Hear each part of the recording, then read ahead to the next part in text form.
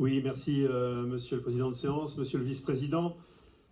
Je ne reviendrai pas dans mon propos sur l'importance cruciale de la question environnementale à l'échelle du monde, de notre pays et donc aussi de notre région. L'avenir de l'humanité et les conditions d'existence de milliards d'êtres humains, pour ne parler que d'une infime partie des êtres vivants, sont en jeu. Vous le savez, pour nous, il faut en finir avec ce système qui, au nom de la finance toute puissante, pourrit la planète. Dire cela ne suffit pas, il faut agir. L'urgence est là, les jeunes du monde entier et donc d'Île-de-France nous attendent. Nous avons le devoir de leur donner de l'espoir par des politiques publiques fortes et pérennes.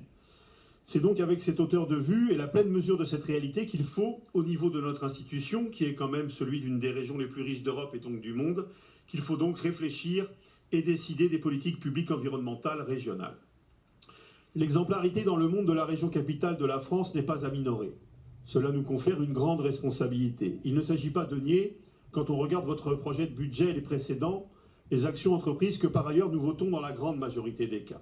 Nous pouvons en discuter, débattre de leur pertinence, de l'effectivité de leur mise en œuvre et de leur efficacité, mais l'essentiel n'est pas là. D'abord, le gros problème est ce qui ne figure pas, ou plus, dans votre budget. Les moyens insuffisants, les dispositifs supprimés depuis 2015.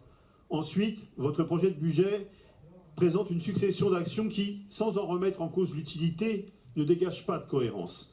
Le Césaire ne dit pas autre chose quand il dit, je cite, « La quasi-stagnation du budget de fonctionnement, la diminution du poids des crédits de paiement par rapport aux autorisations de programme et la dispersion des opérations subventionnées peuvent réduire l'efficacité des politiques régionales » et d'ajouter, je cite encore le Césaire, que le chef de filat de la région et sa volonté de transversalité et de cohérence stratégique en matière d'environnement peuvent être questionnés à la lueur de ces éléments. Fin de citation.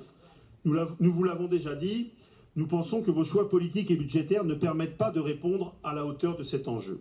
Votre mandat aura été celui du temps perdu en matière environnementale pour les 5 dernières années et celles à venir, faute de développer une stratégie de court, moyen et long terme, structurée, transversale et réfléchie de manière globale.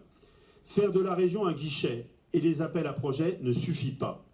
Et l'argument sans cesse répété par votre exécutif des réalisations sur les territoires, par-delà le risque de dérive en clientélisme électoral dont vous êtes friand, ne peut pas être l'alpha et l'oméga d'une collectivité chef de file.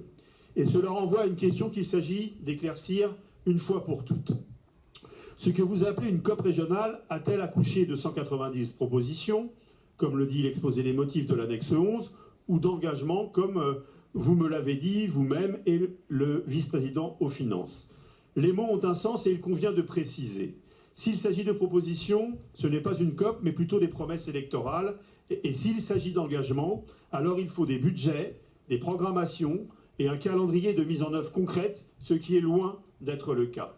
Si nous nous réjouissons, par exemple, que vous repreniez dans votre budget notre proposition d'un de nos vœux, que vous avez rejeté à l'époque, de mise en place d'un comité régional d'expertise et d'anticipation des effets du réchauffement climatique, à travers votre annonce de la création d'un GREC, déclinaison régionale du GIEC, nous n'en voyons pas sa traduction budgétaire dans l'annexe 11. Comme chaque année, nous allons tenter d'amender votre projet, malheureusement sans grand espoir de voir nos amendements retenus, mais nous allons néanmoins les défendre pour porter dans cet hémicycle le nécessaire soutien aux associations environnementales et de l'économie circulaire, telles que les Fab Labs, aux organismes associés et aux actions d'éducation à l'environnement. S'ajoute aujourd'hui à votre passif et votre retard la crise sanitaire qui a fait exploser le besoin de considérer autrement l'avenir de nos sociétés, de nos modes de consommation plus respectueux de la nature.